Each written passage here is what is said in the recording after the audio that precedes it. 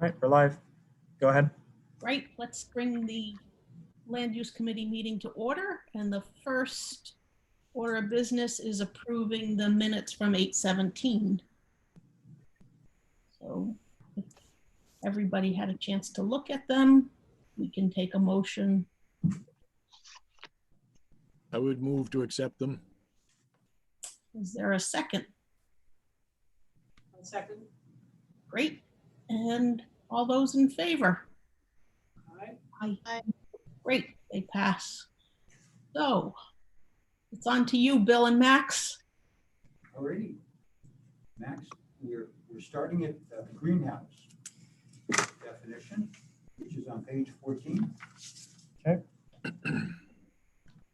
So just like last time, I'm only going to really go over the definitions that are new to this or have had changes made to them.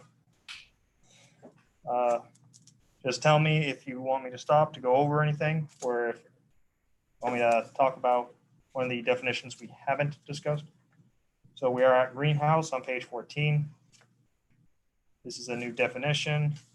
A building or structure whose roof and sides are made largely of glass or other transparent or translucent material, in which the temperature and humidity can be regulated for the cultivation of fragile or out-of-season plants for subsequent sale or for personal enjoyment.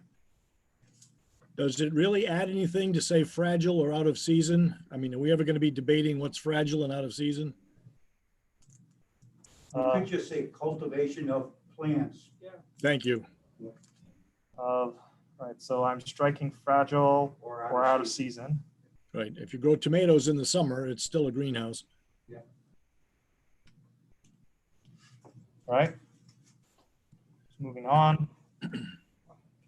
Guest house, commercial, that just told people to see in, which comes later. So I'm just striking that and removing it. Shooting range, new use, new definition. An area designed and used for archery, skeet and trap shooting, or other similar shooting sports, and the shooting of rifles, shotguns, and pistols. Moving on to green cemetery, new definition. A property used for the long-term burial of a deceased individual. This use allows natural decomposition of the remains in a predetermined area. Is that something that's legal in the state? Green cemetery? Yes. I never heard of it. I just never knew about it. That's something that was brought up earlier in the entire discussion. And I'd have to look at the minutes to see who brought it up, but Paul, I believe this was a use that you brought up. Yeah. I don't see why it would be prohibited in the state. I don't believe there's even such a law. Oh, because you can bury people in your backyard. That's right, Yeah. There may be some people who object to it, but it seems to be the wave of the future, so. And this is essentially a cemetery, but you're not putting people in a coffin. Right, well, not in a concrete. Right. You're not putting them in something. I would think that they have to be permitted because Jewish cemeteries are allowed and they don't allow embalming. They just put them in a pine box. Yeah, that's a good point. Yeah, there's a number of other cultures that don't embalm or use that. Sanford, you had a question? I just, long-term means not short-term, I guess. Right. Like, it's not like the person's going to be dug up next week after they've been buried or anything. The Funeral Consumers Alliance of Maine says that Maine has green cemeteries which provide space to bury a body in a natural environment. The body cannot be embalmed, and the shroud or container must be biodegradable. All right. They're here. I think that the word long-term does sort of seem unnecessary. Yeah, we could just say for the Because it's, use for the burial. Okay. It's important to say deceased. after death, burial, just to make sure.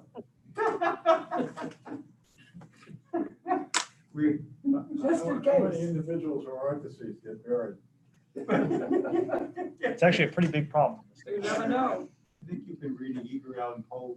I'm watching the Coen Brothers movies. Yeah. All right, so I'm striking long-term from the definition. Yeah. If there's no other questions about that. The next one is group home facility. New definition, Can we go back to the green cemetery for a second? yes, What is meant by predetermined area? I mean, it has to be dedicated? correct. And who makes that determination? Who's ever wants to create one a cemetery. Right, like, But, you know, so when they come, planning board for that, I don't recall, Cemetery lots are considered subdivision, subdivision. so yeah, would require approval. So would they need to have that plotted on the, yeah, okay. Yeah, because you're selling actually a physical piece of land. Yeah, George, you had- Yeah, I suspect that they want to make it very clear so no one goes digging up anybody that's half not there. I mean, you'd really want to have some way of knowing that you're in that part of the cemetery, especially if you have a backhoe. Well, this would be distinguished from getting a permit to bury someone on your own property. That's an individual plot. This is a cemetery where it's an organized place for the burial of more than one. Right. I'm just saying that the bounds and definition of that area could become very important when you Oh, consider you might dig up somebody. I mean, there are health laws that regulate the distance of a well from a cemetery and things like that. So those are all come into play. But those get addressed through the planning commission when they go for approval. That's Yes. correct, yeah. Some of those would be, others would be addressed by the state. Does the Green Cemetery go before the planning board? Any cemetery goes in front of the plan. So a change to a cemetery as well? Well, the change, if it's a change that involves the lots and the location of the lots, then it would. Okay.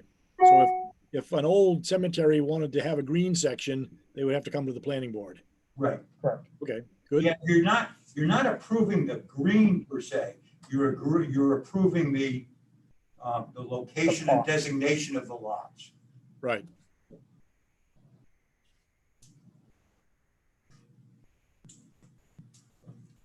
There are no other questions.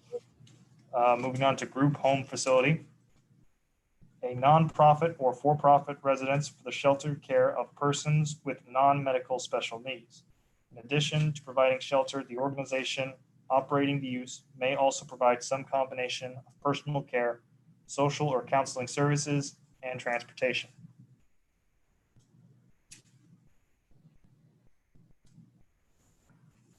If there's nothing on that, the next item is on page 15. Could we stop at hazardous material for a minute? Yes, hazardous materials or hazardous waste? Well, material first. Okay. There's with everybody, and everybody's seen these things, but different materials have different degrees of, they're rated and scored like those placards that you see on trucks. Are the degrees of hazard implicit in this definition? Because I mean, there's Clorox is a hazardous material. I mean, there's all kinds of cleaning materials that could be characterized, I think, on some of the low-level toxic charts. Seems to me that just adopts the. Yeah, it just EPA. adopts the EPA. Yeah. We're not, we don't have we're just adopting the standard definition. If it's regulated by the EPA, we pass it off to them. Okay. I mean, firewood's ignitable. Easy to deal with that, Jordan.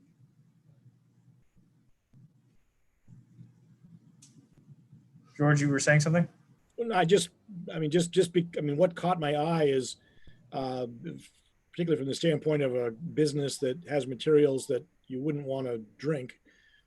Firewood is combustible or ignitable. It just seems like somebody's, But it has to be a substance regulated by The EPA EPA. or Maine DEP. In okay. this, All right, I mean, this has never been an issue yet, so I'll relax.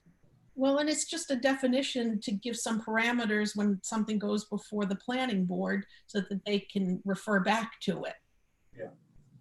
Okay. Things like this, we asked the applicant to provide, some sort of letter or recognition from the DEP or EPA dealing with the material. And many times, you're right, George, there's some sort of, it's scalable. They might have a quantity that's very small, Right. or it depends on what they're doing. So. Just as a related thought, radioactive waste, when we backflush our uranium filters at the town water supply, I suspect that it's producing technically a radioactive waste. At least it was going to when I was going to back filter it years and years and years ago, because you're filtering out uranium isotope or nuclide or whatever it is. We should just be sure that we aren't getting our own water district in any kind of hot water. I don't know if the pun was intended or not. No, I mean, I think our role would be is they have to follow EPA regulations for dealing with that. Okay. That would be the question we would ask. Okay. All right. I will. Because again, George, we don't have the, we're deferring to a higher authority. Right. Okay. I will be quiet. So if that's it for page 14, on page 15, historic or archaeological resources, I'm just adding in word structures just to include buildings essentially and monuments as well. So there's really no change to the actual definition itself, just that one title item. And that's all I had for page 15.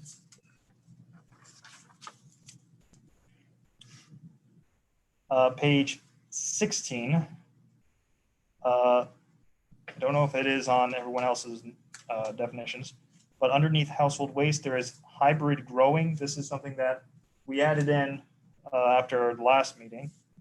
An indoor and or outdoor building or structure that incorporates multiple food production methods, techniques, or mediums such as, but not limited to, agriculture, aquaculture, animal production, hydroponics, or other sustainable strategies. I think that's very good. Medians? Yes. Mediums, okay. Did we pull that from somewhere, or did that get born in Waldeboro? That got born in Walden. Actually, Damariscotta, to be exact. It's good. Okay. So other than the one correction of medians to mediums, Thank you. Well, excuse me, I'm looking at this again. Yep. What's an indoor building?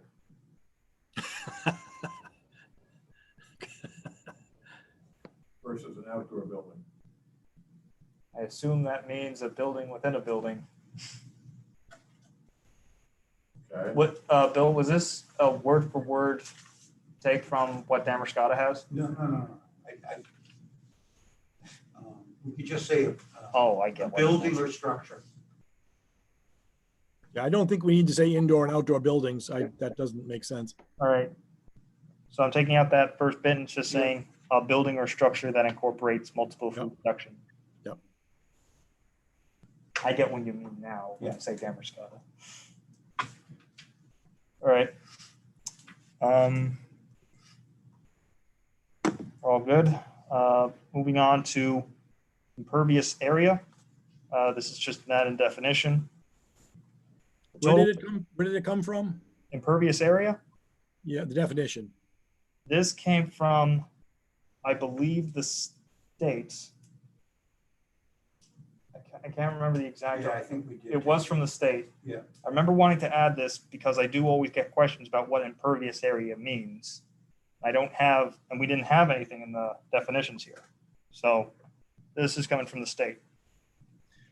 In Yeah, I suspect Well- that somewhere there's a way to measure just how impervious it is. When it says low permeability, there probably is a standard that says how long it takes for a inch of water to disappear through a square foot or something.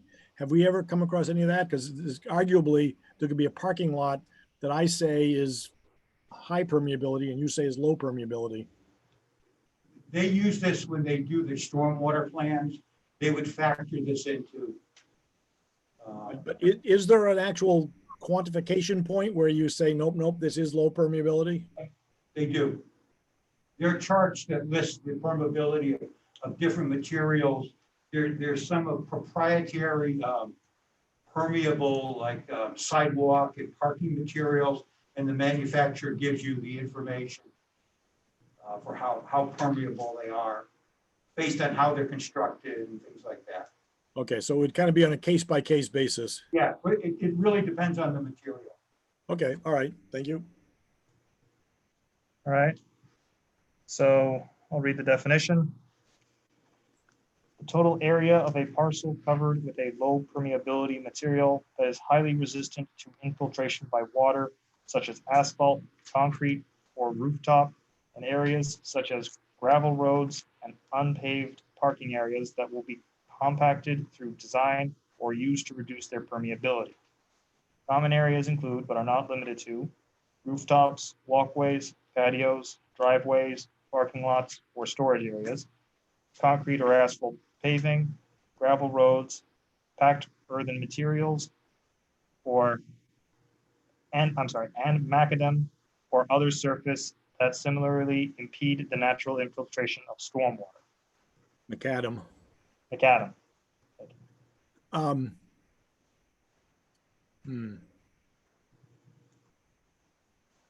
When it says the total area of a parcel, that I think when I looked at this years ago, it brought in to focus that it's a percentage of the parcel, of the defined of the parcel. So do you know if that is how this is being used, as a percent of a parcel? And if it is, then sometimes you can manipulate the size of the parcel so that your parking lot is either okay or not okay.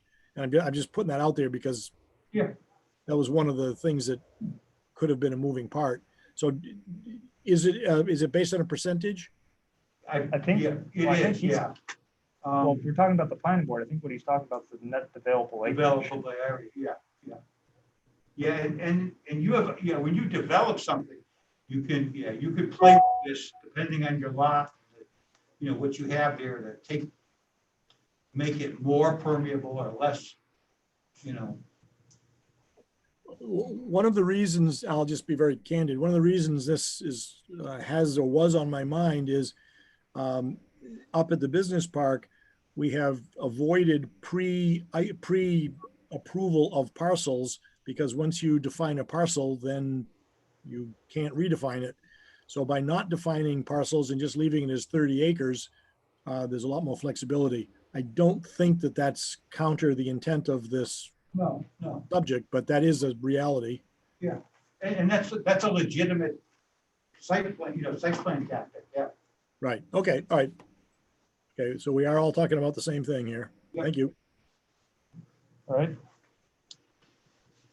There's nothing else on this definition. That was it for page 16. Next is page 17 under industrial.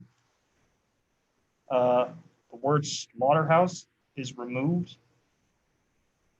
And I'm adding in just for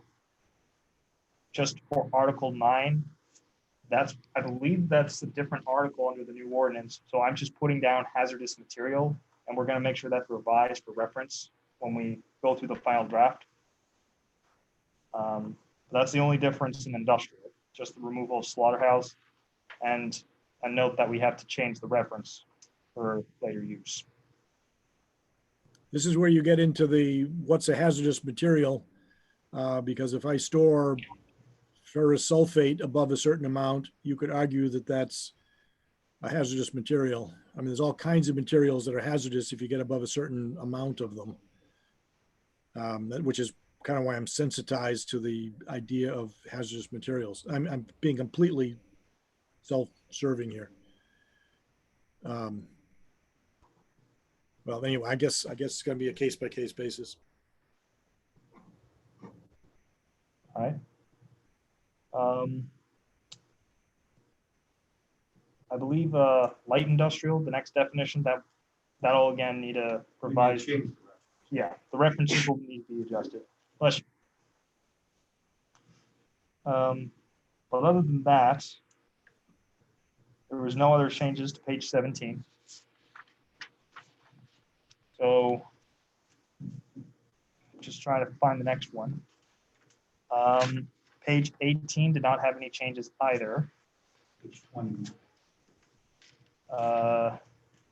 Page 19 didn't have any changes. Page 20 does have a change. So we're now on marine recreation. This is a new definition. A place designed and equipped for the conduct of sports and leisure activities that are water dependent. Would that include a swimming pool?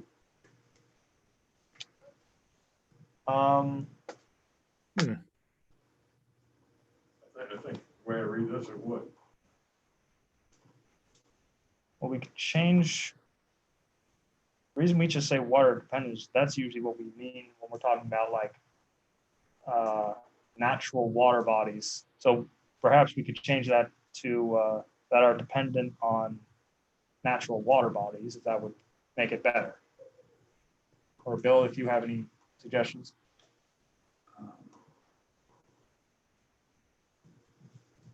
Can you, Or we could just say exclude. A place, Outdoor? we could just say a place located on a water body designed and equipped. How does that sound for everyone? I'm backing up a little bit to the basic difference between it and a marina. And are there different constraints for the two of them? Are there things you can do under marine recreation that you can't do under marina, or vice versa?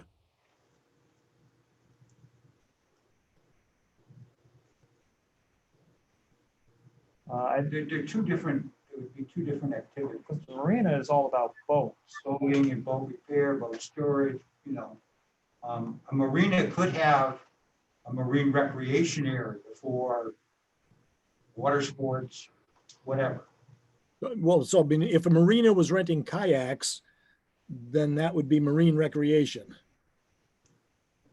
But in other words, if there's different standards, if it's easier to be marine recreation than marina, then we should come to grips with Well, you have the any- overlap.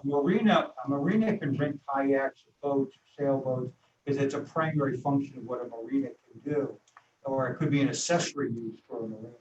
Marine recreation was designed to be, outdoor water body area used for swimming, boating, not necessarily for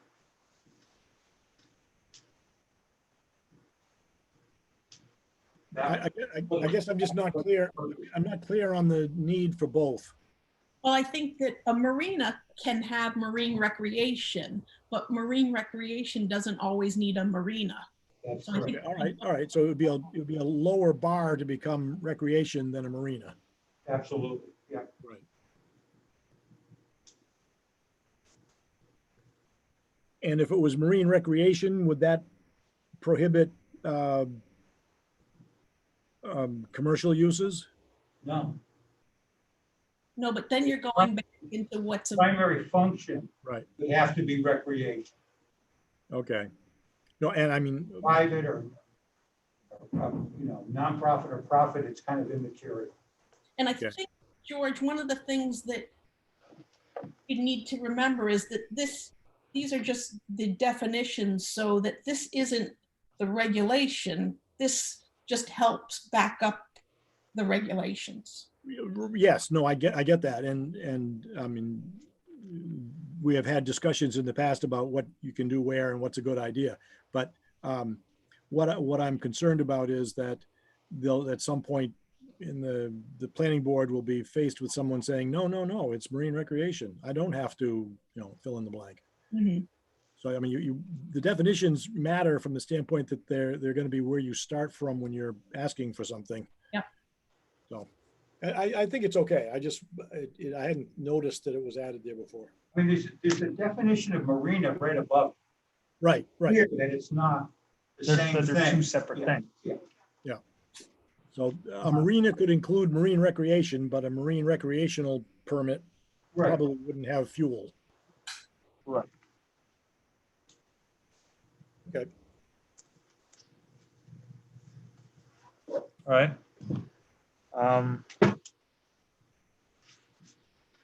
So if that's it, then move on. Next change, medical marijuana, that's being removed. And that's going to be added in when a marijuana ordinance is created. And that's being done separately by a different committee.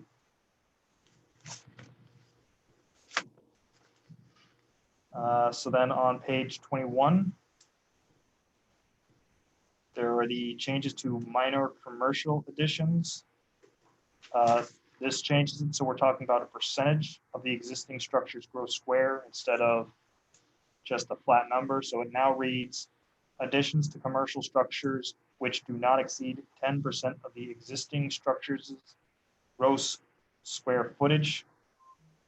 I think that was a misplaced apostrophe, or no? What was it? I'm Additions to commercial structures which do not exceed 10% of the existing structure's gross square footage. right. That's the definition of a minor commercial addition. So That it is doesn't- that's the new definition. Right. No, I was in favor of it. And I think I even said 10%, but the 500 to 1500 was just representing just a broad range. Correct. Okay. And that part is being removed. Right. Okay.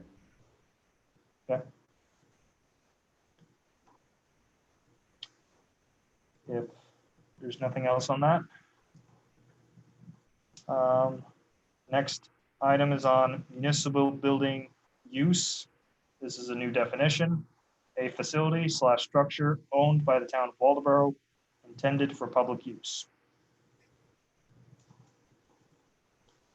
Next is municipal solid waste facility. Again, new definition. A town-owned place where discarded materials are taken from a collection vehicle, temporarily stored or stockpiled, and ultimately moved to another facility. Collection vehicle. If you're talking about the current transfer station. Mhm. You know, people bring stuff up there in their own vehicle. I would call that a collection vehicle. You just say taken from the vehicle. Yeah, just take out the word collection. That's done. So this about, was this collection vehicle word here because the big boxes that we dump our bags in is a collection vehicle for temporary stored and stockpiled, or are we saying that my station wagon is one of those vehicles? No, this was probably more suitable for a municipal collection system, which didn't allow public access. Okay, so, all right, okay. So if we just say vehicle. So So this is not defining our own land, our own transfer station? this is municipal solid waste facility. I think it does. Yeah, it does define, yeah. All right. If you walk your trash to the thing, before you throw it in, you have to make an engine sound. I think it's time to adjourn. So the definition now reads a town-owned place where discarded materials are taken from a vehicle, temporarily stored or stockpiled, and ultimately moved to another facility. Next definition, museum. This is a new definition. A structure or complex of structures for the visual arts. Do we need to say visual arts? What if it was an old tractor museum? Yeah, I was gonna say. I think we should leave out the word visual. Yeah. So taking out visual For the arts. for the arts. Or, well, I mean, there's a degree of utility in a museum in that you learn things there. I'm not sure how you get that into this. I would add into that, you know, historical collections or items of historical interest. Yeah, I think that does warrant a little more breadth. We could just say structure, complex of structure for the following, but not limited to. Yeah. Visual arts, historic Historical pieces. collections. You know, it's display, that's the thing. Yeah. It's displaying, I mean, think about the Waldeboro Historical Society. yeah. So, For the display of visual arts, or historical, collections, historic, yeah. and then we can say or similar. It says natural history, Yep, natural Stuff, history, you know. yep. Sports. Including but limited to, Include- covers it all. Yeah. So just roughly, I have it written now as a structure or complex of structures used to display items, including but not limited to visual arts, historical resources, and collections. Is that Works for me. what we're aiming for? We don't have to list everything. Well, Is that satisfactory? et cetera. well, those were the three items. Yeah.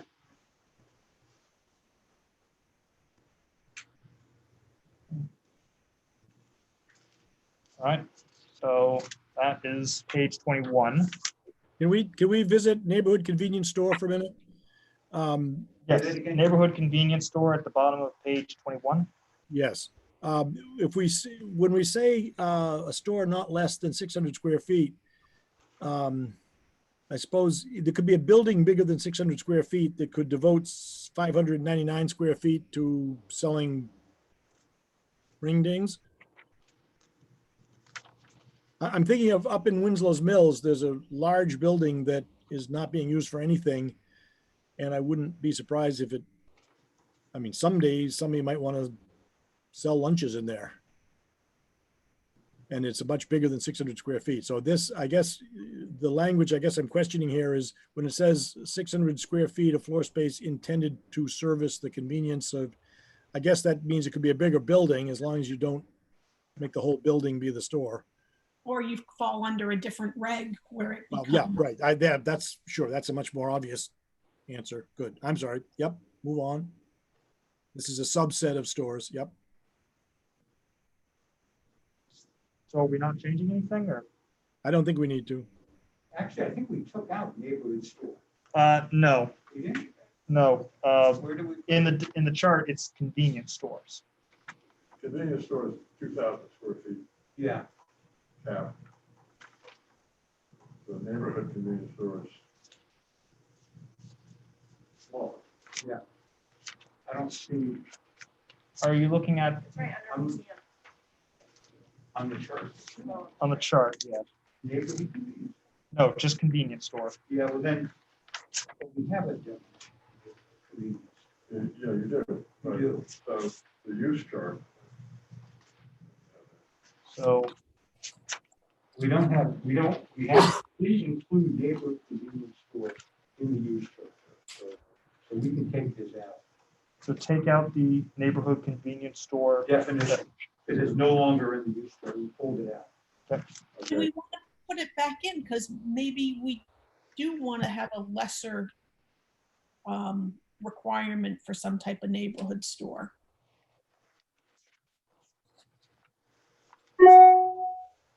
Well, I mean, we have convenience store with fuel sales and convenience store without. There's nothing that prohibits you from putting in a convenience store of less than 2,000 square feet. No, but I was wondering if somebody wanted something like I don't know, North Waldeboro had a little garage and wanted to sell milk and eggs and stuff like that. I'm wondering, We can put it back in, and I guess Into the chart? if we're gonna do that, what areas would we allow it where we don't allow, or would allow it where we don't allow convenience stores? So if I can jump in just to say where we had it, neighborhood convenience stores were originally allowed in the rural village and village with planning board approval and the downtown with CEO approval. That's what it originally was allowed under. right, and I think that that was done actually for the building that I own And downtown. So convenience stores are allowed in rural village, downtown, but not the village. Route 1A and 1B. Doesn't seem like it hurts to be a little more inclusive and allow that. Well, let me quickly check. I mean, we could put it in. I'm thinking what Bill's thinking that it, depending, let me just quickly see what they were allowed again.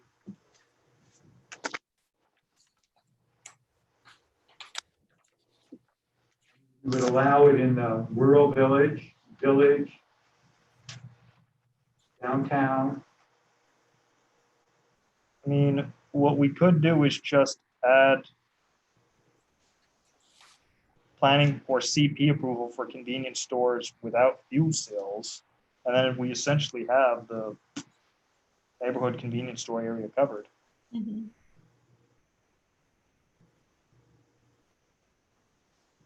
Because the only difference between their approvals right now is a neighborhood convenience store can be done in the village, but a regular convenience store cannot.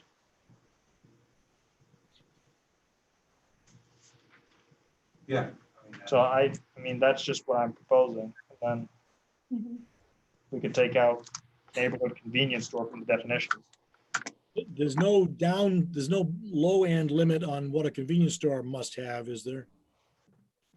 If you wanted to have a 400 square foot convenience store, is there any reason you couldn't? Convenience store was defined, or is defined As less than 2,000. on page 8, store of less than 2,000 square feet of floor space intended to serve the convenience of a residential neighborhood with items such as, but not limited to, basic foods, newspapers, emergency home repair articles, and other household items. Convenience store may include the sale of motor fuels, but we have two distinct categories for that. But neither one of them prohibits a very small one. So it's not like someone's going to change the size of it to get it approved. But it seems to me the only reason for retaining the neighborhood convenience store definition would be if you wanted to allow it in another district other than what was already And the only other one would be village. village. And so, I mean, what you could do is under convenience store without fuel sales, add it in the village as a CP or planning board. That sounds perfect. All right, are we thinking CP or are we thinking planning board? Well, I think in the village, you're not gonna ever have, I don't know. I'm assuming that it would be in an existing building. So it should be fairly easy for CP to deal with that rather than go through a Planning. full, But it's a change of use potentially yeah. with But- traffic, possible implications. I don't know. Well, neighborhood convenience, I mean, in the village, you're gonna be dealing with the local area. I don't think that there's gonna be a whole lot more drive-up traffic. It's Right. gonna be for the convenience of the Sproul block and the neighbors. So it seems like the planner and the CEO should be able to deal with it. Yeah, keep in mind the CP category allows them to bump it up to the planning board if they. Right. do. Well, All right. that seems to make sense to me. So CP in the village. Yeah. That's only going to be the one for convenience stores without fuel sales. Without fuel sales. Mhm. So does this mean we are removing neighborhood convenience store definitions? Remove And I'm removing the reference to neighborhood convenience store under the convenience store definition. I'm removing that too. So that's page 21.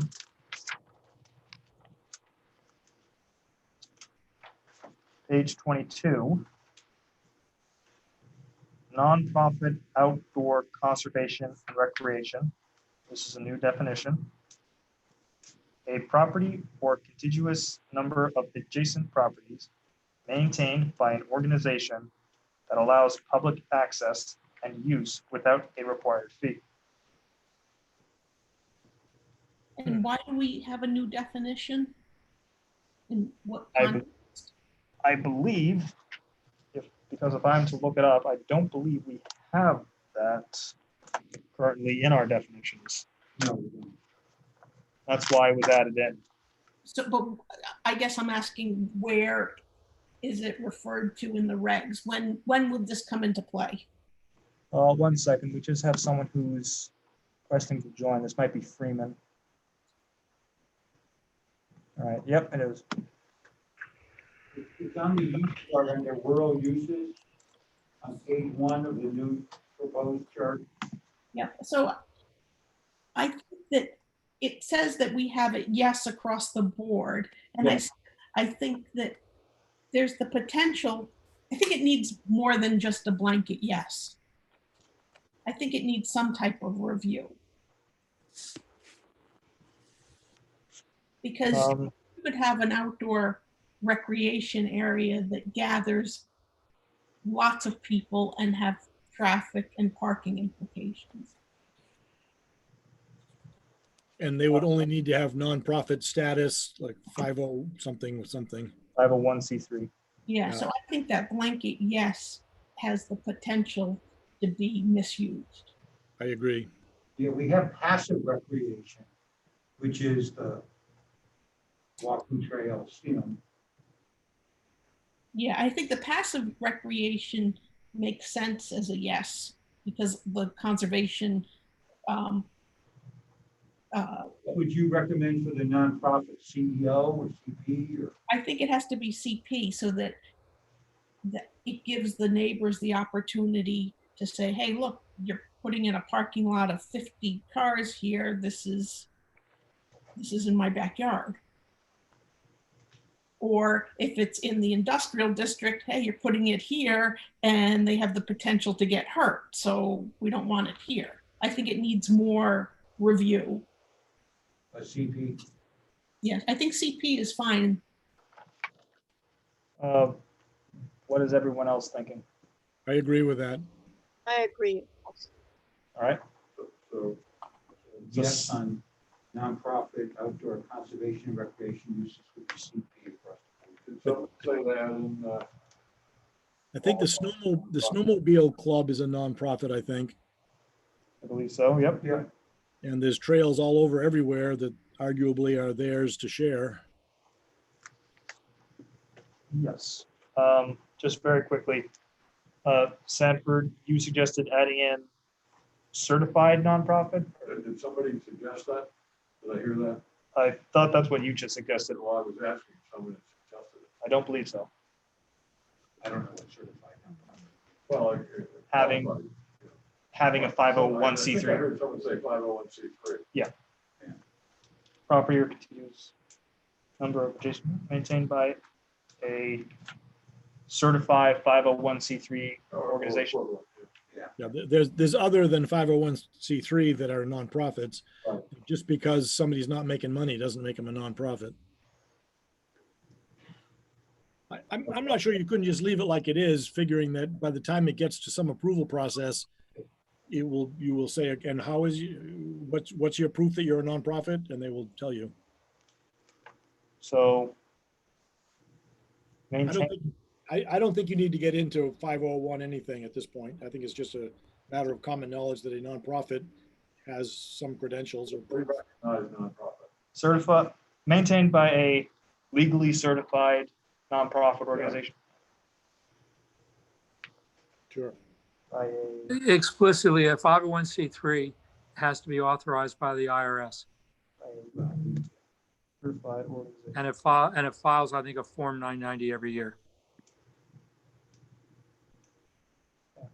I think that's what, There are other categories of nonprofit that are also IRS recognized. So I believe, so we might want to be a little sensitive to other variations of the 50. Matter if it's profit or nonprofit. If it says outdoor conservation and recreation, a property or continuous number of adjacent properties maintained by an organization that allows public access and use without a required fee. But, I mean, timberlands, you can travel over on some of them and you don't have to pay a fee. Some of them you do. So I was just as an example of a timber company is a for-profit organization that does allow access. Yeah, I think that makes sense. Yeah, so it does, the nonprofit is not really the operative thing here. It's outdoor, it's, and allows public access without a required fee. Yeah, that's the point. well, I think that if you're Maybe going, just write nonprofit. That's right, yeah. Whoever this organization is, I assume, is owning all of these pieces of, It's maintained by the organization. they don't own it? They don't necessarily even have to own it. They could have, it could be in a land trust that they maintain and that's allowed, they allow access. It could be like Midcoast Conservancy Right, has, absolutely. Or it could be a bank-owned property. They allow public. Yeah. Rockefeller Center, well, we were talking about the snow. not publicly owned, closed off one day a year. It was served as private rights. Same with the snow crawlers as well. They don't really own any land. They Yeah. just get an easement for that strip. That's true, absolutely. So I just worry about some suspicious organization. I can't think of what, but Yeah, so I mean, the point is not the nature of the organization that owns it, but It's the whether use. it's what they're whether it's using. accessible without a charge. That's right. It's important public. Yeah. So if I have all the changes correct, the first item is going back to the land use chart, and we're changing it all from yes to CP. that's correct. Taking out from the land use chart nonprofit. Well, yes, it would be both in the chart and in the definitions. We're taking out nonprofit and just leaving it as outdoor conservation and recreation. I'm not sold on taking out nonprofit. Just my opinion. I think that if you're a for-profit recreation, go through the whole process. You're there to make money, so you have a different mindset than if you're a nonprofit. But it says without a required fee, so it gets a little confusing. Yeah, so I think that I don't think there's a downside to saying nonprofit. And I think that that's something that the code officer can just have on record so that it just doesn't, you don't end up having, I don't know. I just think that nonprofit, there's no downside to saying nonprofit. And I can't think of a downside to saying that it's for profit, but my mind isn't a developer's mind. Is there an insurance liability difference between such land operated by a nonprofit and a for-profit? Is that something embedded in this that we haven't talked about yet? In Maine law, it allows the public to, if you allow the public access to your property without a charge, you're basically indemnified. Unless you, Basically what? you're not liable for, as long as you don't maintain any hazards on the property. No one. I mean, if somebody walks into my front yard and slips on a leaf, I think I'm liable. Did you allow them on the property? If I didn't disallow them, Post it. Yeah. But that doesn't have anything to do with conservation and No. recreation, right? Oh, no, but how, I guess what I'm wondering is if the town is defining it, presumably there's a role the town plays in what might be happening, which might in some lawyers or insurance companies' mind put a liability on the town if we've approved something. The other part is We that, don't have any liability. the other part is, I don't know what liability has to do with the definition, No, it doesn't. unless we're going to specific standards now, and that Yeah. something we can do later. Okay, no, that's a fair point. That's a fair point. So, I mean, this could be a property owner that owns a string of properties and he's gonna allow people to, you know, it's, that's why the ownership is not material as much as it is the allowance of public access without any fee. You know, now I understand. We had that in Wayland, where there was a riding stable, and in Sherborne also, different, all of the riding stables in that area. The property owners let the riders use their property. And they would go for hundreds of miles, literally. Concord, Sudbury, all of the, what you think of is the historic towns, the beginning of the country. Massachusetts, same thing. So that sounds to me more like what this is, except not on the scale in Waldeboro, but it's the same concept. Okay. I was just bringing something up. I'm not tied to it either way.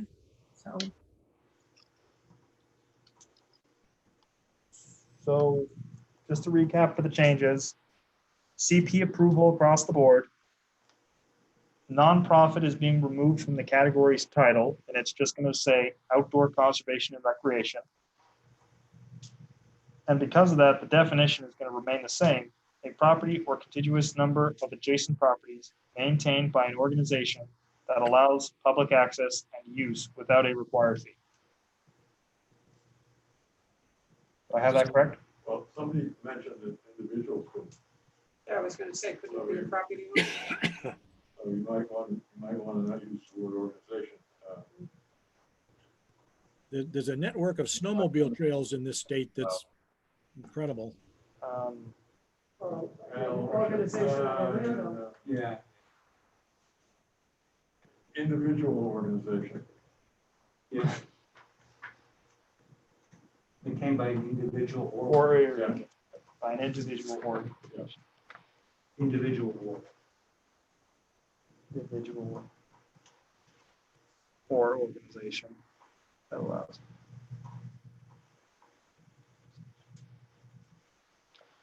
So, property or contiguous number of adjacent properties maintained by an individual or organization that allows public access and use without a required fee.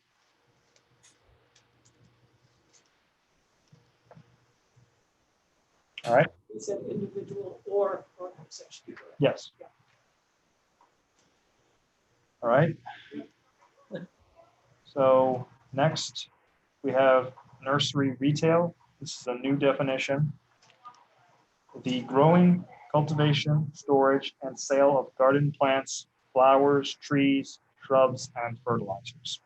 Did we talk about adding things like tools and soils, We did, mulch, yeah. compost, et cetera? So, Because it isn't just the flowers right. anymore. So, The fertilizers and related, Yeah. garden implements. Yeah, garden implements. related. Sanford, what was the word you said? Related Implements. garden implements. Related garden implements, Supplies. supplies. Growing, cultivation, storage, and sale of garden plants, flowers, trees, shrubs, fertilizers, and related garden supplies. Yep. Okay. That is what I had for page 22. Page 23, we have a new use and definition. This was something that was requested after our discussion on theater. Outdoor performance, an area designed for performances, theater, film, and other related artistic events that may include tents and other similar structures that provide roof protection from the weather.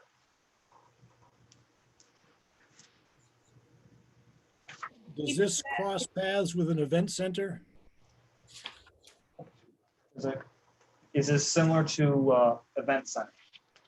Does this cross paths? No, I don't think. is someone going to be able to do something as an outdoor performance that they couldn't do at an event center I don't think or we, vice versa? I don't think we put outdoor performance in the chart. yet. No, yeah.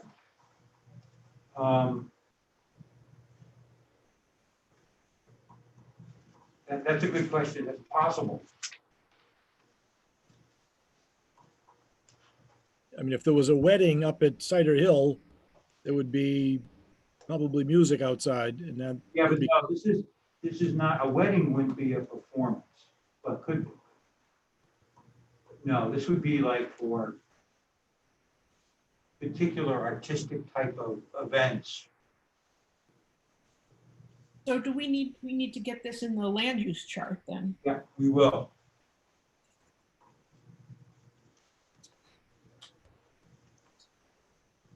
We can probably discuss that if there's enough time, once we finish the definitions.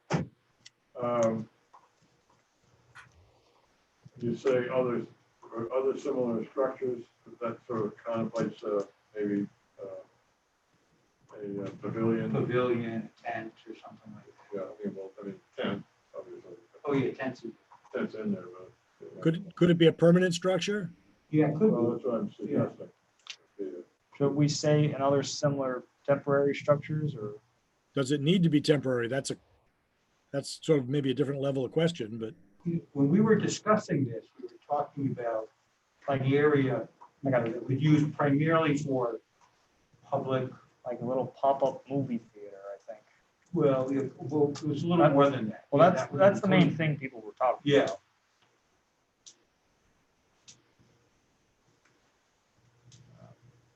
I mean, someone does a little performance at a gazebo, that's what Yeah. this would fall under.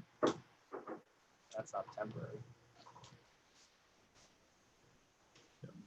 a gazebo, right, a 100-year-old gazebo could have a band playing in it.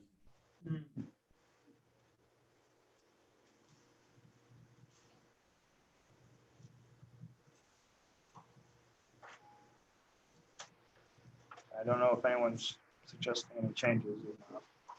let's come back to this. Let's come back to this. Okay.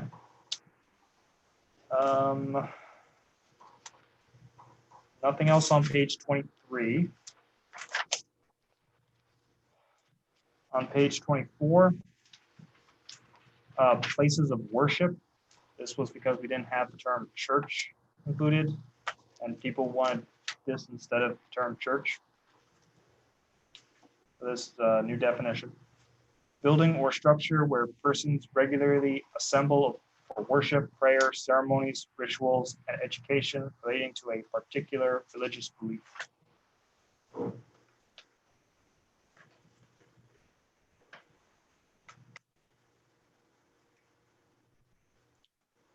All right, nothing else there. That was it for page 24. Then on page 25, registered cultivation facility and registered dispensary. Those are being removed and they'll be placed in the marijuana ordinance when the marijuana committee gets that and has it approved by the town. So it's It'll going be to separate from the land. separate from the land use ordinance. Those are being removed because we are opting out of using those uses. So page 20, that's it for page 25. Can you go back a minute?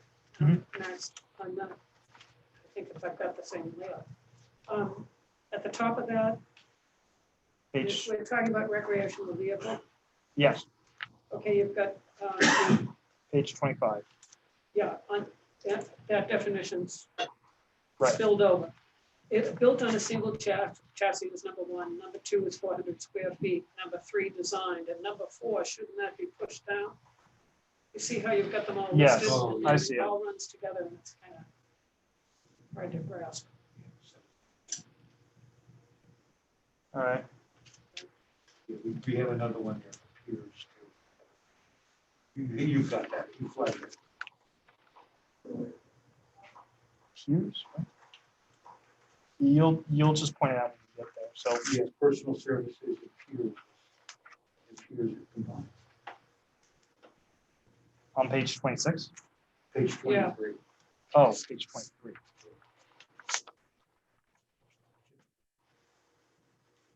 You look under personal services, it appears starts at the second line. Where does that belong? What? If you look under personal services, Yeah, Yes. business which provides services and not goods, it's should be prepared, such a period. And then it starts the definition of appears, docks, and wharves. It just has to be pulled out. Okay. What page are we on? It was just a typo in the thing on page 23. Bottom, Oh. page 23. So on to page 26.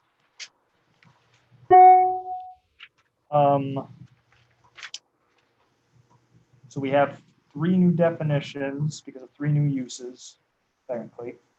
First is renewable energy structure. The use of green technology that includes, but is not limited to, solar, wind, hydro, and geothermal, to provide power for residential or commercial purposes. Followed by renewable energy structure, comma, self. The use of green technology to self-power the same building / parcel that is owned by the identical individual. And then lastly, renewable energy structure, comma, commercial. Those two will actually have to be switched. I'm looking at it. The use of green technology that will provide energy benefits to more than one parcel or to individuals other than the owner of the renewable structure or structures. This use does not include wind energy systems that produce over 100 kilowatts of energy. That's because in the specific performance standards, we have that section for wind energy systems. Is there a legal definition of green technology? When you're saying legal definition, do you mean something from the federal or state government? Right. In other words, or should we put green in parentheses? I mean, we use it every day, but I want to know if it actually had a, you know, many of the definitions here, like mobile homes, they have definitions in statutes. No, there isn't. Yeah, there's degrees of green, I think is the question. That's what I'm driving at. Yeah, good question. We could just say the use of technology Yeah, that includes, but is not limited. solar, wind, hydro. Yeah. So I'm removing green then from all. All Green. 3 of them. Yep. Or you could say use of carbon reducing technology. Because that's Yeah. really what green means. It's that the goal is to reduce carbon emissions. That would be great. That would get even more message across. it isn't just technology, it's a very specific kind of technology that's non-polluting. Everybody says green. So I'm saying use of carbon reducing technology that, and then each definition would continue. All forms of energy. In all 3 of those, you use the phrase structure. Would infrastructure be more appropriate? No, I Yeah, mean, no. I think we do have a definition for structure later on. I could certainly read that. No, it's structure.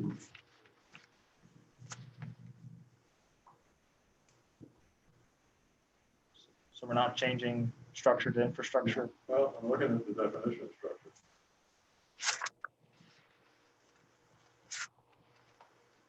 Okay, yeah.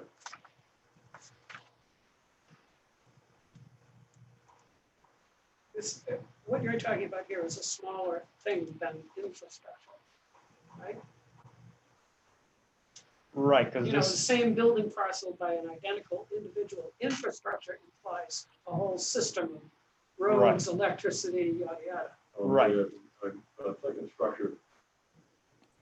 There's a building that's only 6,000 square feet up at the business park that might qualify as a greenhouse, but it does have solar collectors built into the roof.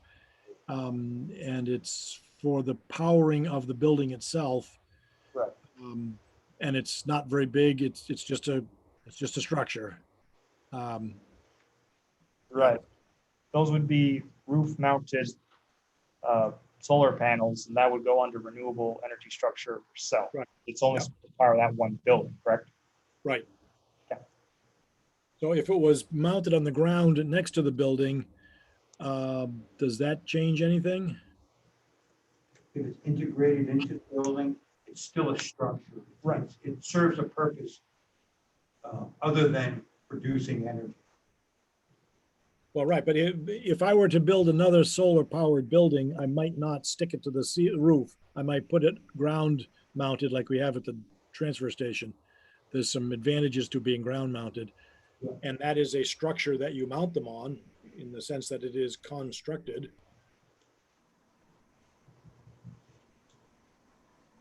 Yeah, is there anything in these definitions that would interfere with, in fact, for that matter, the ground mounted solar collectors that Howard Reed's about to have put He up? already got Travis. approval. He already got No, approval. Right, right. But would he have had a different path if this language was here? Well, no, because what he would have been was renewable energy structure for commercial. And that would have gone planning board approval regardless of where it is found, so.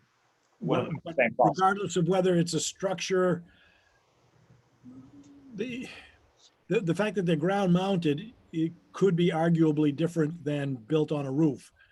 And I'm just wondering if that is a distinction we're concerned about. I think we're splitting hairs, but don't get us anywhere. Okay. This is an item that really wasn't challenged. No. This was, I think it's fine as long as no one thinks that this doesn't include ground mounted solar panels.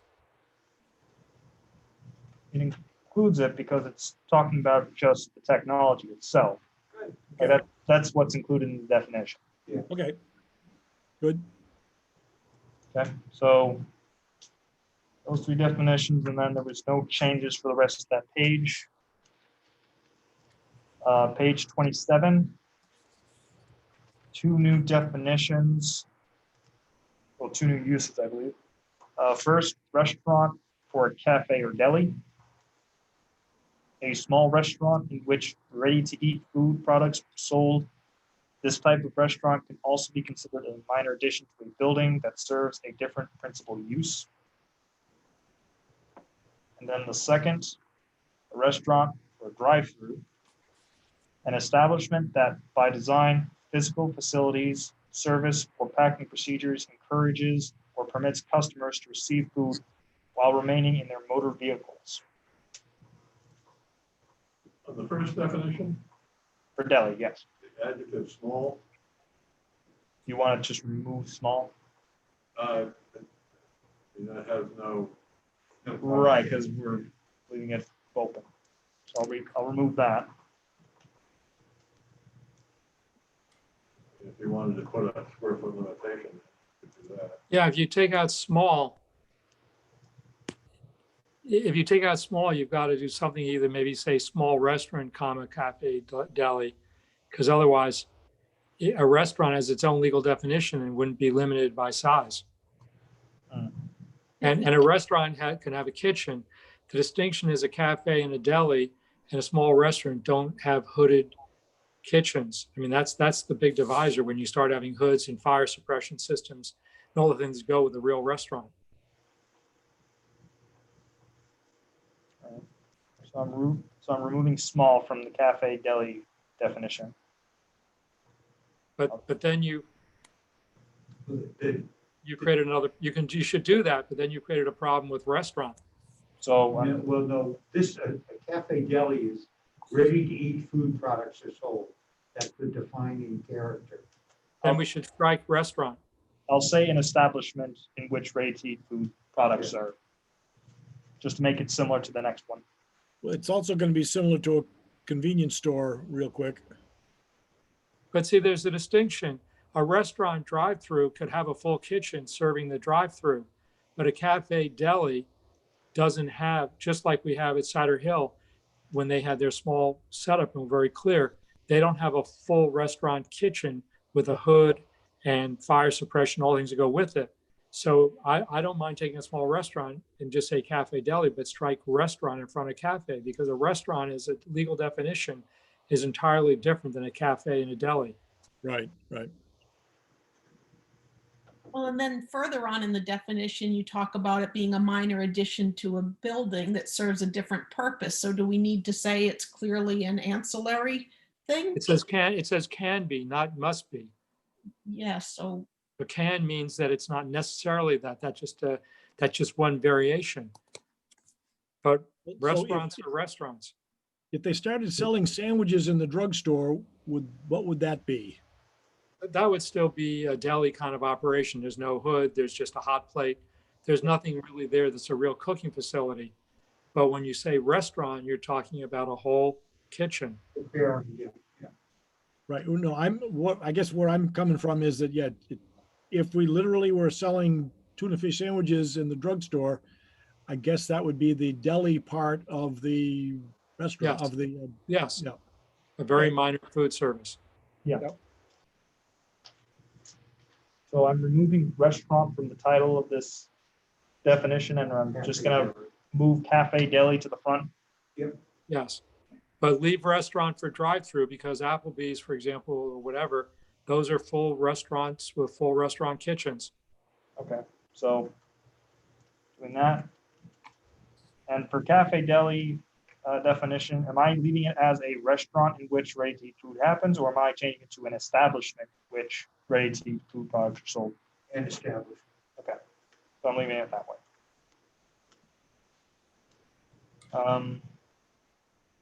Were there any other changes? well, just for the sake, I hate to do this, but if you were at a small convenience store and you were selling those same sandwiches, would that be a deli or would that be a convenience store? And would it matter to us? Be a convenience store, because its primary use is different than this. Okay. And the only reason I would dwell on it at all is that if somebody can get one approved but not the other, and yet they seem to be identical, then we've got a definition we should be refining. I'm not sure that's the case here, but that's why I dwell on these things. Convenience store is a different purpose. Its primary use is the selling of convenience type products, which may include Some ready, prepared foods or Packaged unprepared foods. Yeah. it's like the thing with the marine recreation again. Right, The okay, convenience store can have a lot more stuff. A cafe deli is only gonna be the one item. You can have a cafe, in a convenience store, but you can't have a convenience store in a cafe. That makes sense. yep. With regard to restaurant drive-through, Yes, can that just be folded into the preceding restaurant definition as a separate item. category 4? Yeah. And then how much overlap is there between 3 and 4?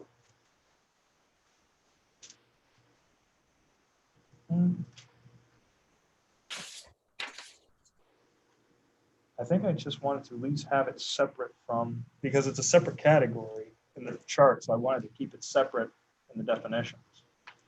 But we can certainly have them pulled together if that's what people would like. Where's this on? At least I thought that's what it was. Yeah, they're very simple. Yeah, drive-through restaurant. Guess we've always had that in the ordinance. That's allowed in the Route 1 districts. And restaurants allowed a rural village, historic village, downtown, and the Route 1 districts. Okay, well, if it says, yeah. I'm having a hard time distinguishing between The two. the function of a drive-in and a drive-through.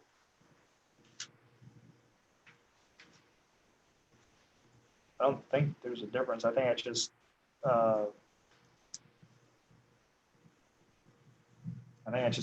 think we just need to get rid of one of the A two. drive-in would have no internal dining area or table area. A drive-through would be a restaurant, that might have that, but also I think the drive-in restaurant is supposed to be more like one of those old-fashioned ones, like Fat Boys and Fat Boys in Brunswick, where you pull up, someone will come up to your car and say, "What do you want?" and I'll go get it. What about a McDonald's drive-up window? That's Okay. drive-through. Okay, that is drive-through, all right. So the drive-in is a place that has car hops. Pretty much. I mean, I think you're still right, though. We probably could still cut one of the two if we want to. I don't know where, but what's everyone else's thoughts on that? I think you could take out the number 3 and leave the drive-through restaurant as a, Do we have a drive-in restaurant? I mean, We don't- with car hops? Yeah. I don't think- Tar hops? No. That's Sonic is designed that chain. Sonic.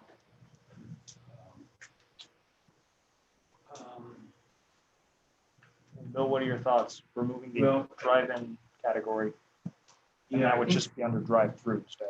I think we should combine the two. Okay. And in fast food, business on corporate food, premises, or off the premise, no one about short term tax. So, right, that would not include the drive-through window, I would assume. Yeah. All right. because- I would suggest if you're going to get rid of drive-through, that you add under fast food restaurant, that it could have it may or may not have a drive-through capability as well. if you take away drive-through, then we have to change the matrix of the land use. And that's just removing the category. I think based Yeah, on, that would be I think that would be the defining difference is if if a restaurant doesn't have a drive-through window or anything like that, it has a different impact on the site and the surrounding traffic patterns.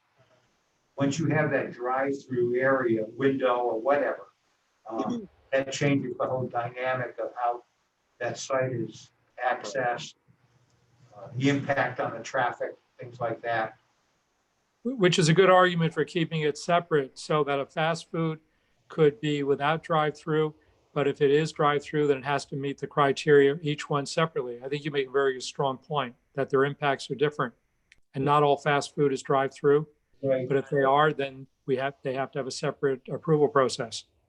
I mean, if we have a standard restaurant and a fast, what's the difference? I mean, whether it's a restaurant that I think today too, I mean, with COVID-19 going on, restaurants are offering outdoor service, drive-through and whatever. We could distinguish between a restaurant that offers predominantly sit-down service.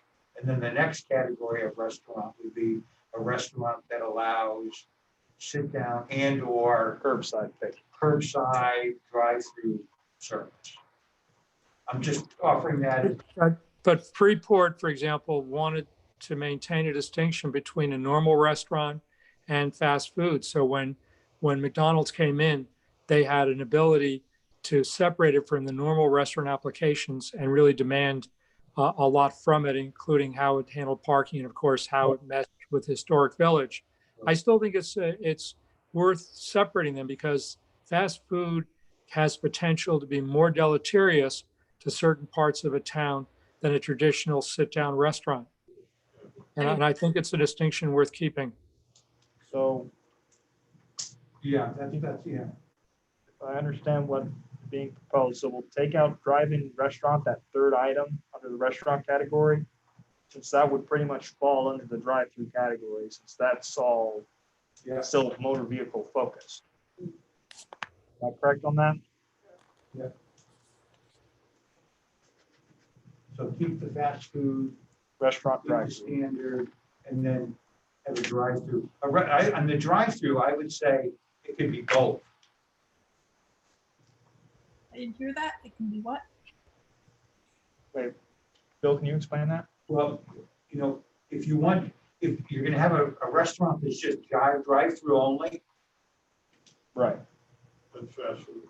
That's yeah, McDonald's. I'm not quite sure that animal really exists, other than Aroma Joe, somebody said last time, some Dunkin' Donuts or something. So I think, again, I go back to the defining differences is whether a restaurant has a drive-through capacity. So it's really whether the drive-through is ancillary or the primary. Right. That's where the big difference is. Tremendous. So maybe number 3 just has to be like ancillary drive-through as part of the restaurant. We don't, the use chart doesn't say fast food, does it? No, it says drive-through, Drive, and it has fast food, and the definition for fast food under the regular restaurant category. So we may want to put fast food under the drive-through category. well, I think, what was mentioned, but yeah, there is, because of the standard corporate look for a fast food restaurant, it does impact the neighborhood, but we should, to address that, we should have a design standard for certain areas. That directly addresses that. And again, if we're the most, I think detrimental impact, again, goes back to the traffic for the drive-through. A patio doesn't have that much of an impact. A pickup, has a little less, but the drive-through. Well, I mean, right now we have a lot of restaurants that their pickup is like a drive-through. And it's creating problems because the site isn't designed to handle that, but that's the only way they can stay open, so. well, the other thing I'm racking my brain on with fast food and where to put it is that I think of like, was it Chester's Chicken or something? You know what I'm talking about? Like over at Flippers and all that. I mean, they're not a drive-through, but it's still a popular fast food brand, I'd say, where you can get prepared chicken already. You just go, but you have to go into the store. It's a convenience. It's a convenience So, store, but it doesn't have like a drive-through window. right. So that's what I would say makes it sort of a difference. Could be if I make any sense right now. I know what you get at. Like if McDonald's, That seems, fast food seems to cover that. the drive-through is if they give the option of the window, or I'd say. The drive-through is still fast food, right? Oh, I'm trying to figure out if you can do it in one category. One of the distinctions that we haven't really looked at is when we say fast food, I think what that implies is the food's cooked before you get there. Restaurants cook it after you ask for it. Fast foods have it probably cooked before you get there. Not necessarily. No, sometimes setting, yeah. Yeah, not necessarily. Okay, all right, well, no, I'm just looking for a way to. That was, I remember being in a long traffic line. The normal distinction between fast food and a restaurant is sit down, and fast food is you go to a counter to get your food. That's not always the case, but that's normally the case. In a restaurant, you leave a tip that at the table, and in fast food, you may or may not leave it at the counter. That's the normal distinction between a Wendy's and McDonald's, and let's say even Moody's Diner. Should we possibly just consider combining drive-through and fast food restaurants? Yeah. I think that is- Yes, That would which would only mean fast food can be done on Route 1. Not the That makes sense. that's a good comment, yeah. restaurants. Yeah. So we're just gonna change it from restaurant drive-through to restaurant fast food. All right. Yeah. And then And then eliminate drive-in restaurant. eliminate drive-in, and then Because a eliminate drive-through is fast food. And then am I just gonna combine the fast food restaurant definition with the drive-through definition? yes.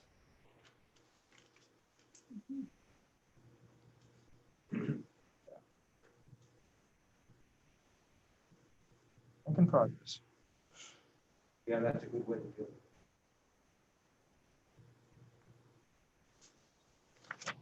All right.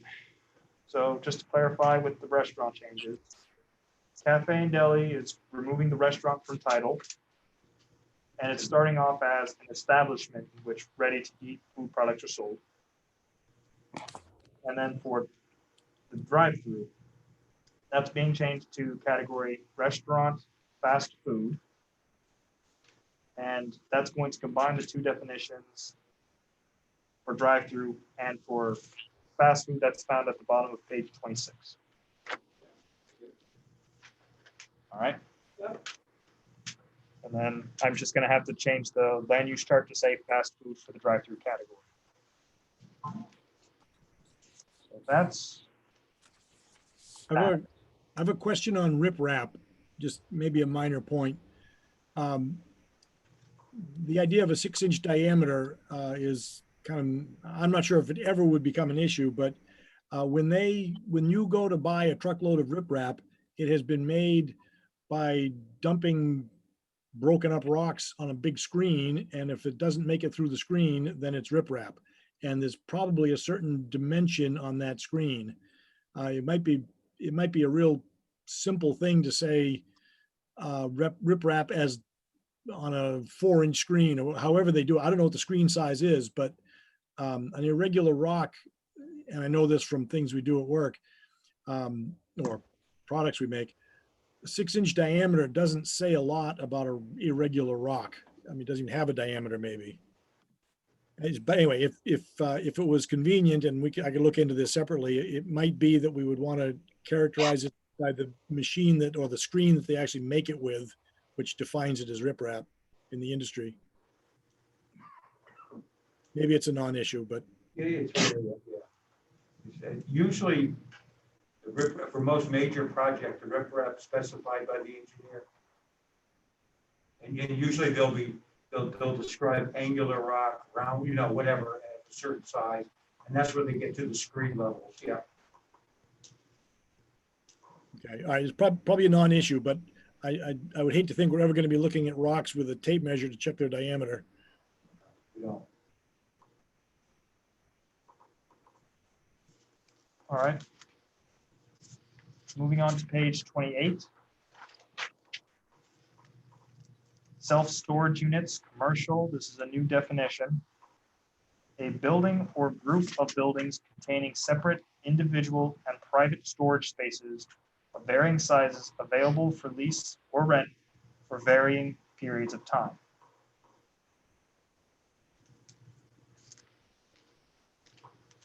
There's nothing. That's it. Page of 28. On to page 29. We have solar energy system. A complete design or assembly consisting of a solar energy collector and don't know why that says energy storage facility and components for the distribution of transformed energy. That's pretty complicated. A complete design or We don't have that usually.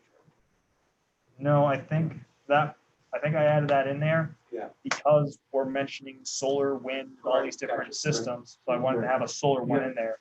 Yeah. Because someone may wonder, well, what does solar include? And this is, the energy storage facility is hanging me up.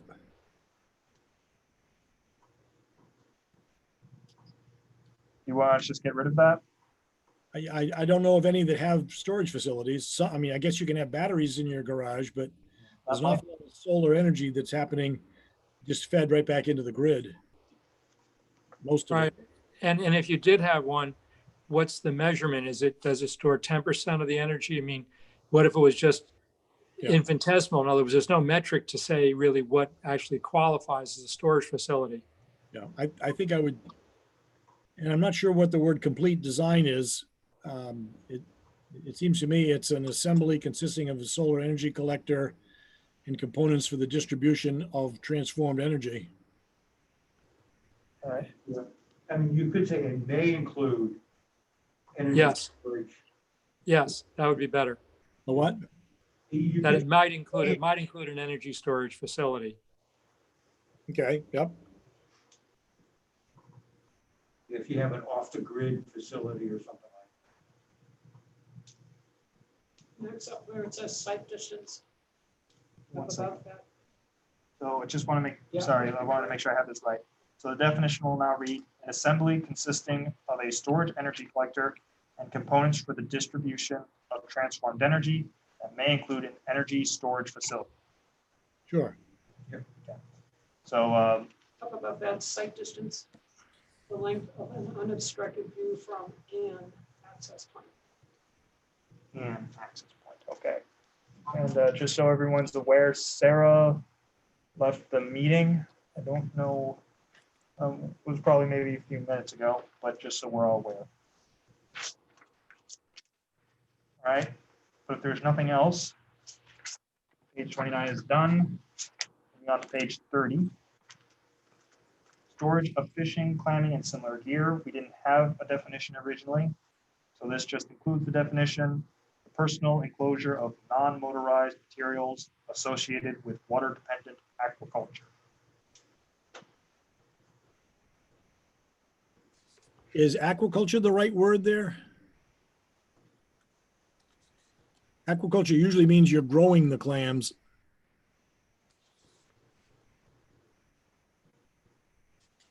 With materials associated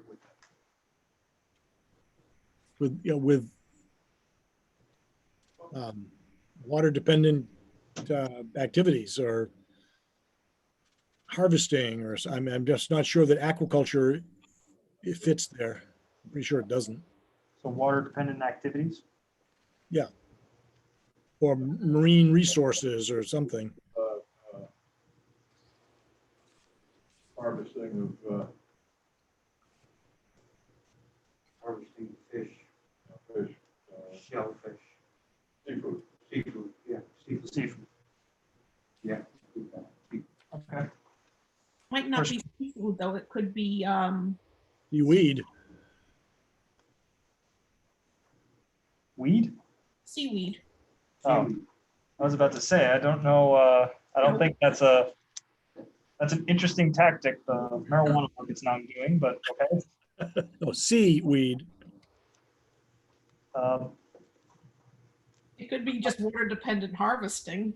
Harvesting of marine Resources There you marine organisms.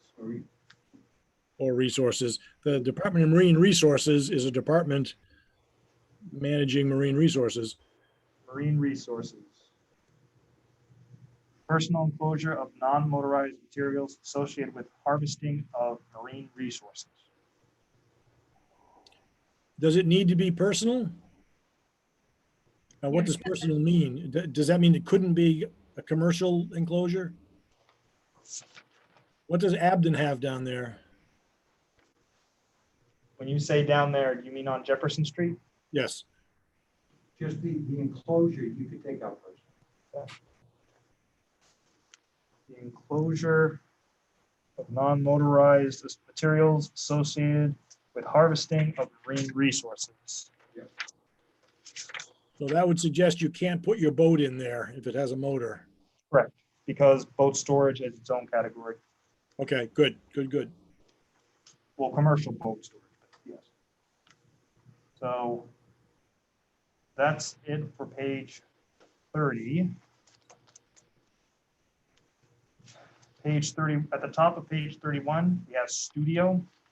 Didn't have a definition originally, so we're adding one in. And it can have two definitions. First is the workshop of an artist, sculptor, photographer, or craftsperson. Second definition, a place for radio or television. Second, I would add cinematic or some such. Radio, television, or cinematic production. Yeah. Radio, television, or cinematic production. Or TikTok. No, No. Is cinematic different than audio visual? I watched Gone with the Wind last night. Now, that's a cinematic experience. Right. But is cinematic, anyway, there's an awful lot of people making very high quality videos commercially. And I think that would happen in a studio. so radio, video, for cinematic production? Sure. Cinematic. Audio or visual. Cinematic, that's not right. I was just thinking about movie. Yeah, Yeah. So radio, television, or audio visual production. yeah. Sure.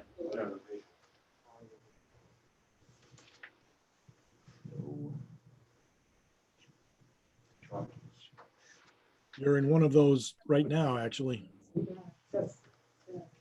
It sounds right, All right. but I think there's something there. So there's no change to the first definition of studio, correct? Okay. And so the second one will say a place for radio, television, or audio visual production. Okay. Just want to make sure of that. Moving on to, still on page 31, subdivision, comma, cluster / open space. We didn't have a definition for this originally. A form of development that permits a reduction in lot area and bulk requirements, provided there is no increase in the number of lots permitted under a conventional subdivision or increase in the overall density of development, and the remaining land area is devoted to open space, active recreation, preservation of environmentally sensitive air. Yeah, sensitive.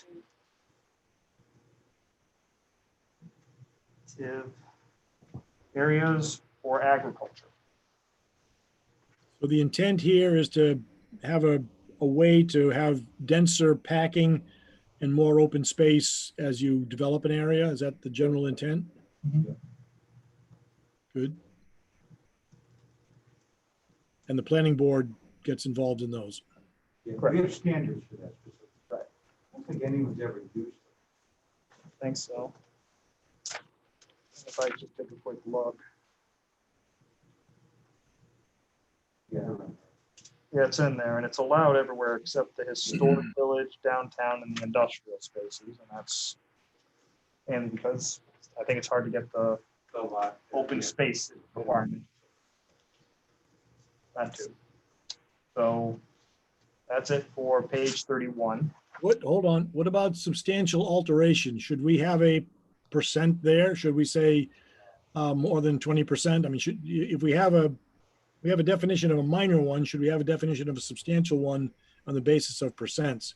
We got to say, we can't just say expanding floor area. We got to quantify it somehow. You want to say 20% there? Wait, oh, you're talking about minor commercial additions.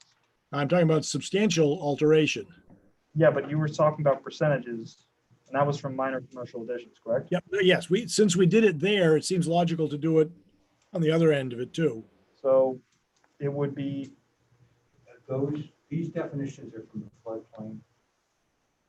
so are those going to be removed when we get the floodplain ordinance? Okay. All right, so I guess I'll just mark that. So what just happened? We are taking out the floodplain ordinance out of the land use ordinance and keeping it as a separate ordinance. So with respect to my question, what just happened? Oh, these definitions are mandated in the floodplain management ordinance. So we don't touch those. So I'm still confused. So in where I'm looking at the bottom of page 31 and it says substantial alteration, and I was just suggesting that instead of just expanding the floor. George, these are pertain to the floodplain management ordinance only. Okay. And so we're taking out the floodplain management section of the land use ordinance and keeping it as a separate ordinance. Yes. So So if what you're about changing- these? So if you're changing the floor area, you're changing the floor area outside, if you're doing this 10% change outside of a floodplain zone, then you're still in your minor commercial addition. But if you're expanding the floor area within a floodplain, then we're talking about the floodplain management ordinance. Yes. It's like with shorelands. You know, you can do a certain expansion in the shoreland, but you can't do that same you can do a certain expansion anywhere outside the shoreline, but once you go in the shoreline, you can't do that same exact expansion. The same thing with the Okay, floodplain. so the only time anyone would be referring to these three or the one I'm looking at, substantial alteration, would be if they were looking at doing something in the floodplain and this would be something they needed to know? That's correct. Yep. Okay, so there, Then- we don't need to define what we mean by expanding. Then shouldn't we actually say that it refers to floodplain? We're gonna take it out of this ordinance. Oh, I got you. Okay, I got it. It's taking out and then I got it. Oh, so this won't be here. when That's someone right. votes on it. Correct. Okay, There's that's a easy. couple of other terms in here That that we're will gonna have come to, out too, that, we'll make sure to go over in the next Yeah. meeting. Okay, thank you. Got it. We're racing towards 8 o'clock. All right. So going quickly, looking through pages 32, 33, no changes. Page 34, under vehicle service, we're adding in long-term storage for vehicles service.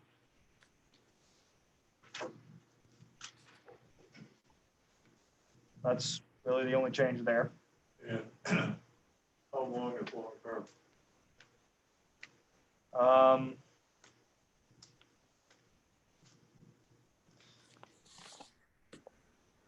Not Is, a, is a vineyard a place that could actually get grapes from somewhere else because you don't have the cultivation or growing of grapes?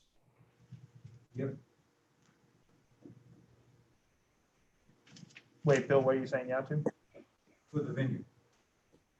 Yeah, long-term storage, we don't define that. So you don't need to grow your grapes there or cultivate them. Hold on, we're talking about two different categories. Let's focus on vehicle service first. Vehicle service needs Oh, I a, thought you were done with it. Sorry.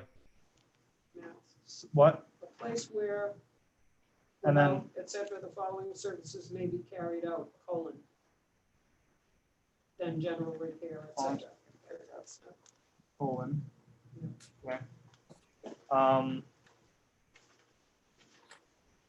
Yeah, long-term isn't really defined. Sorry. Is there a certain period you would suggest? It strikes me as that this would, this would involve storage after whatever work that was to be done for the vehicle had been completed. Does that make sense? In other words, you bring a vehicle into a facility to have some kind of overhaul done. Colon for the winter. So overnight, They have to order parts, so forth. so overnight storage? Well, that's, overnight. But what about a summer person who had Well, a I vehicle mean, that they that's, just used during the summer and they stored it here? Yeah. Do we care? Vehicle storage. Yeah, I don't know. You really care. I mean, if think about any dealership, doesn't matter to us. They store it for one day or for a year. you're right. I don't know if you need to control this that much. Or- I think it's more important that if you had to worry at all, would be is the storage internal or is it outside? And that'll get addressed when they go before the planning board. Right.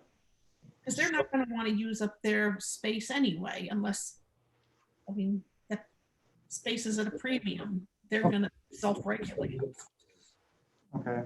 So vehicle service, just adding in storage. Yeah.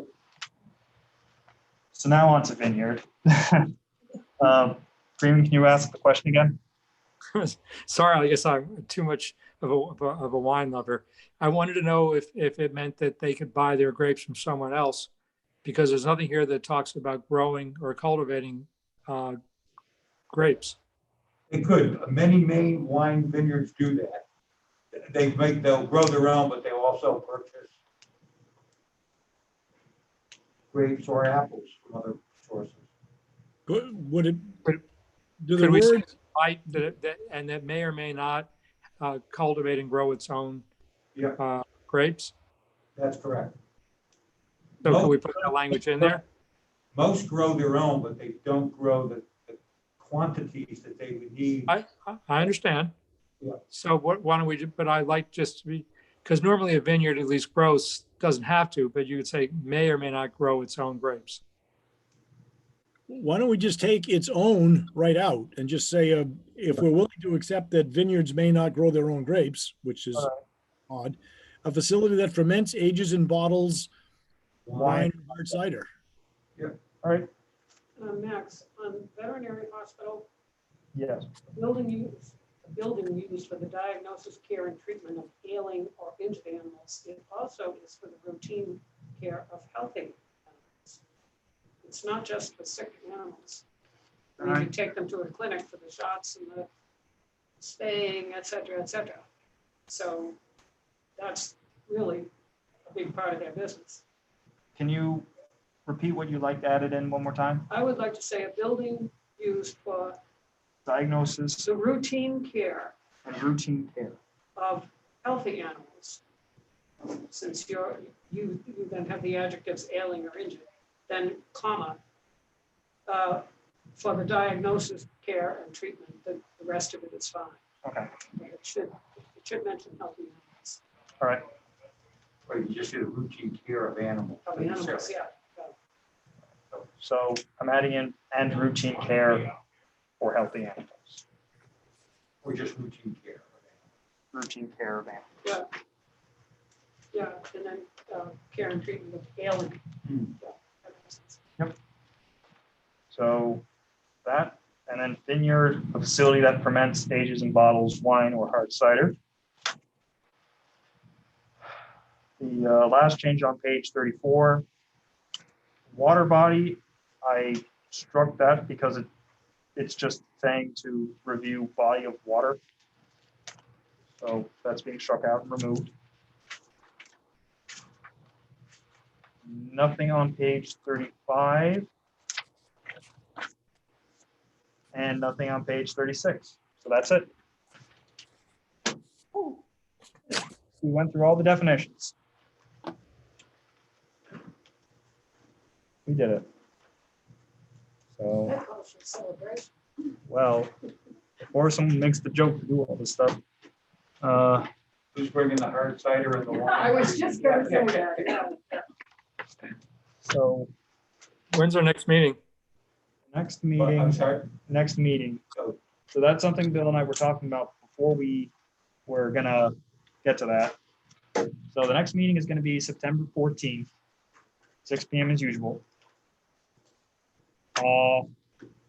And we're hoping to send out a more finalized copy that shows all the changes, if I'm correct on that. Yep. And we're hoping everyone will go through it, see the changes, so we can possibly submit it to the planning board and select board for review. Because if we can do so by the next meeting, we can put this on the warrant. For the November warrant, I should clarify. Is there a hard copy that someone could borrow? It's gonna be a lot of, I mean, I don't want to print that much. And I'm not sure my eyes will live through watching it go by on the Yeah. computer screen. Is there a hard copy someplace? Yeah. Like 100 What pages. what Bill and I will do is we'll make sure it's all formatted and, All the changes are in there. cross out, because some of this is gonna be copy pasted. So we're gonna cross out the stuff that's being removed and we're gonna underline the new stuff. And then print it out. Yeah. And if you want to come by and pick it up, you can Yeah. say Yeah. so. Yeah. We'll send out an email saying it's available. Yep. That would be good. I would swing in and borrow it for Send out a late. soft copy to everyone too, in case you want See to it scroll it digitally. on your screen. Yeah. Yep. Yeah. Yeah, I think that's it. We'll try and just do one big sweep for the next September meeting, 14th is a long way away. September 14th. 2 You'll have weeks. time to look at it. Oh, okay. Max, it's very helpful when you send out everything at least once, if not, Multiple times. yep. If it helps me, if that's, Just, we'll put a note in the meeting notice for next time is anticipate to stay maybe longer than 8. Yep. Yeah, so we have a lot of time. Maybe we start early. Maybe we could start We early. can start early. Yeah, We that would can be s- better. We can certainly start early. Start at 5. Someone needs to repeat, we need to start early. Yeah, because at 9 o'clock. it's good. Yes, Let's start early, 5. You have a motion? moved. Great. Second, All those in favor? Aye. Passes. Yep. Starting at 5. 5 o'clock. If you group, isn't it? That's a smarter idea than staying later. Yes, it is. I might have pizza on my chin when we're there, but That's fine. Good. On September 14th. When do you 14th. think you're gonna have the copies ready? First week in September. That's That's where we cool. go. Yeah. Yeah. That's great. Should we be marking these copies if we see things? The ones you get, yeah. Yeah.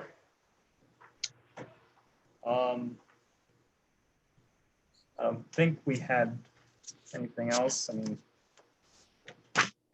we'll make the changes to definitions and the land use chart. Yeah.